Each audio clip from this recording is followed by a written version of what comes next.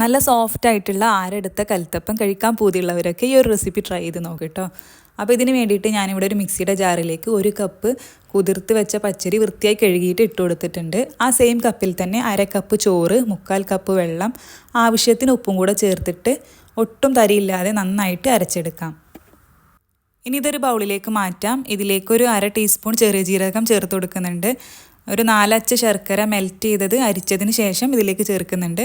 അപ്പോൾ ശർക്കരപ്പാനി ചേർക്കുമ്പോൾ ചെറു ചൂടോടെ തന്നെ ചേർത്ത് കൊടുക്കാനായിട്ട് നോക്കുക. ചേർക്കുന്ന സമയത്ത് തന്നെ ഒപ്പം ഇളക്കി കൊടുക്കും വേണം കേട്ടോ. ഇനി ഇതിലേക്ക് ഒരല്പം ബേക്കിംഗ് സോഡ കൂടെ ചേർത്തിട്ട് നന്നായിട്ട് മിക്സ് ചെയ്യുക. അപ്പോൾ നമ്മുടെ ബാറ്റർ ഈ ഒരു പരുവത്തിലാണ് കേട്ടോ കിട്ടേണ്ടത്. ഇതുപോലെ ഒഴിക്കുന്ന സമയത്ത് ഇങ്ങനെ പിരിഞ്ഞ് വരണം. ഇനി ഒരു കുക്കർ അടുപ്പിൽ വെച്ചിട്ട് അതിലേക്ക് കുറച്ച് വെളിച്ചെണ്ണ ഒഴിച്ചിട്ട് അത് ചൂടായതിന് ശേഷം കുറച്ച് തേങ്ങാക്കൊത്ത് ഇട്ടിട്ട് ഒന്ന് വറുത്തെടുക്കാം. തേങ്ങാക്കൊത്ത് ഒന്നിങ്ങനെ മൂത്ത് വരുന്ന സമയത്ത് ചെറിയ ഉള്ളി ചേർത്ത് കൊടുത്തിട്ടുണ്ട്. ഇതായതിനു ശേഷം ഇതിന് ഞാൻ കുറച്ച് മാറ്റി വെക്കുന്നുണ്ട് കേട്ടോ. അതിന് ശേഷം നമ്മുടെ ബാറ്റർ ഒഴിച്ചു കൊടുക്കാം. ഈ ഒരു സമയത്തൊക്കെ ഹൈ ഫ്ലെയിമിൽ തന്നെയാണ് വെച്ചിട്ടുള്ളത്. ഇനി നമ്മുടെ കൽത്തപ്പത്തിൻ്റെ അരികൊക്കെ ഇങ്ങനെ വിട്ട് വരാൻ തുടങ്ങുന്ന സമയത്ത് ബാക്കി മാറ്റി വെച്ച തേങ്ങാക്കൊത്ത് ചെറിയുള്ളി ഇതിൻ്റെ മേലെ ചേർത്ത് കൊടുക്കുന്നുണ്ട്. ഇനി കുക്കറിൻ്റെ വിസിൽ മാറ്റിയിട്ട് അടച്ച് വെച്ചിട്ട് ലോ ഫ്ലെയിമിൽ വേണം നമ്മളിത് വേവിക്കാൻ.